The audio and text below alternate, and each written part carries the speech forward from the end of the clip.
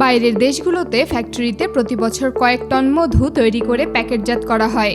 সাধারণ আনারসকে বাইরের দেশের মানুষজন চিপস বানিয়ে খায়। এমনকি রাসবেরি, ডুরিয়ান, ব্লুবেরি, এমনকি রেডিমেড খাবার তৈরির প্রতিটি ধাপই তারা অত্যাধুনিক মেশিন ও স্বয়ংক্রিয় প্রযুক্তি ব্যবহার করছে।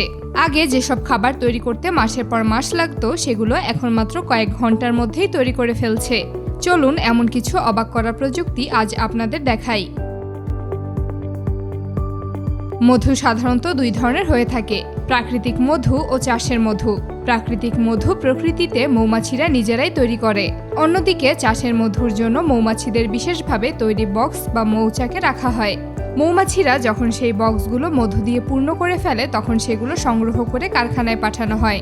সবচেয়ে মজার বিষয় হলো, বক্সের ভেতরে থাকা মৌমাছিদের কোনো ক্ষতি না করেই মধুভর্তি ট্রেগুলো বের করে আনা হয়।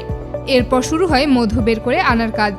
প্রথমে মেশিন মৌচাকের উপরের মোমের স্তর কেটে ফেলে। এরপর ট্রেগুলো একটি ঘূর্ণায়মান যন্ত্রের ভেতরে রাখা হয়। এই মেশিনটি একটানা 10 থেকে 15 মিনিট ঘুরতে থাকে। এর ফলে মৌচাকের ভেতরে থাকা সম্পূর্ণ মধু বাইরে বেরিয়ে আসে। পরে মধুকে বিশেষ ফিল্টারের মাধ্যমে ছেঁকে পরিষ্কার করা হয়। এরপর তা বিশাল স্টোরেজ ট্যাঙ্কে রাখা হয়। সেখান থেকে স্বয়ংক্রিয় মেশিন নির্দিষ্ট পরিমাণ মধু প্রতিটি বোতল বা জারে ভরে দেয়। সবশেষে সেই জারগুলো বাজার ও সুপার শপে পাঠিয়ে দেওয়া হয়।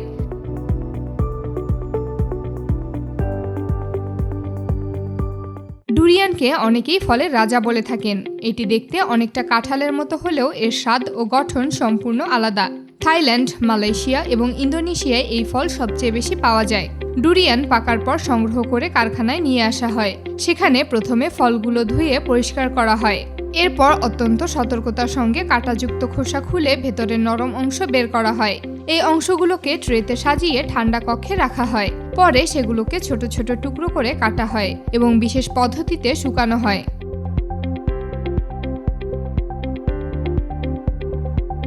অনেক ক্ষেত্রে স্বাদ বাড়ানোর জন্য এর উপর মাখন ব্যবহার করা হয়। এরপর প্যাকেটজাত করে বাজারে পাঠানো হয়।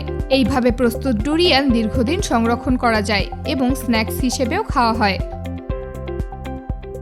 উন্নত দেশগুলোর সুপার শপে আনারসগুলোকে কেটে সুন্দর প্যাকেজিং করে একদম রেডি অবস্থায় রাখা হয়। জানলে অবাক হবেন, সেগুলোকে শুকিয়ে চিপস আকারে বিক্রি করা হয়।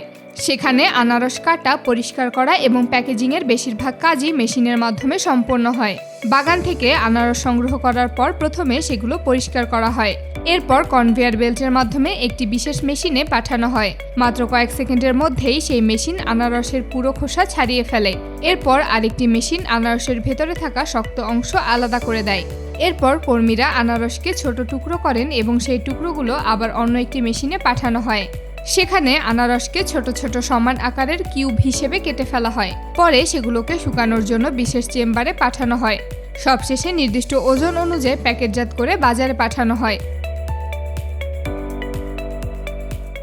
রাসবেরি দেখতে অনেকটা ছোট জামের মতো হলেও এটি বিশ্বের বিভিন্ন দেশে অত্যন্ত জনপ্রিয় এবং দামি ফল।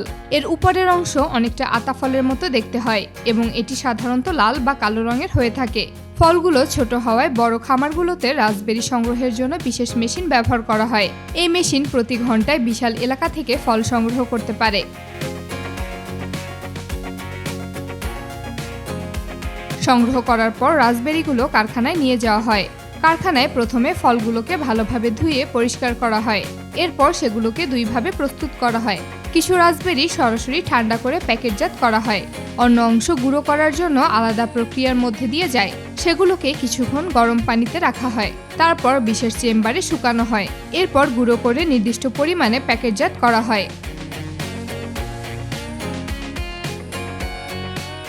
ব্লুবেরি গাছ সাধারণত আকারে ছোট হয়। ফল পাকার পর হাত দিয়ে সংগ্রহ করা সময় সাপেক্ষ হওয়ায় বিশেষ হারভেস্টিং মেশিন ব্যবহার করা হয়।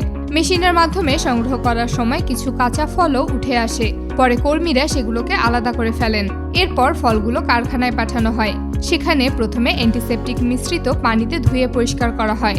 এরপর শুকিয়ে মান নিয়ন্ত্রণ বিভাগের কাছে পাঠানো হয়। কর্মীরা ত্রুটিযুক্ত ফল আলাদা করে দেন।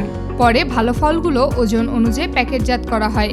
এর কিছু অংশ দিয়ে জুস তৈরি হয় এবং কিছু অংশ দিয়ে ওয়াইন তৈরি করা হয় এবং বাকিগুলো সরাসরি বাজারে বিক্রি করা হয়।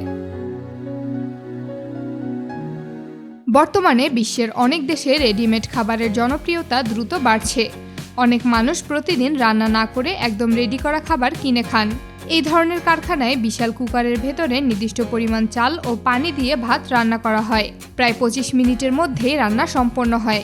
এরপর গরম কনভেয়ার বেল্টে ছড়িয়ে ঠান্ডা করা হয়। একই সময় অন্য ইউনিটে মাংস, সবজি এবং অন্যান্য উপকরণ প্রস্তুত করা হয়। এরপর বিশেষ ট্রের এক অংশে ভাত এবং অন্য অংশে মাংস বা সবজি রাখা হয়।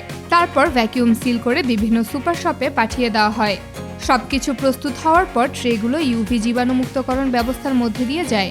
এরপর স্বয়ংক্রিয়ভাবে ঢাকনা লাগিয়ে প্যাকেটজাত করা হয়। পরে ঠান্ডা পরিবেশে সংরক্ষণ করে সুপার শপে পাঠানো হয়। ক্রেতারা দোকান থেকে এই খাবার কিনে মাত্র কয়েক মিনিট গরম করেই খেতে পারেন। বর্তমান বিশ্বের খাদ্যশিল্পে এই ধরনের প্রযুক্তির ব্যবহার এতটাই বেড়েছে যে পুরো প্রক্রিয়াটি এখন এক বিশাল স্বয়ংক্রিয় উৎপাদন ব্যবস্থায় পরিণত হয়েছে।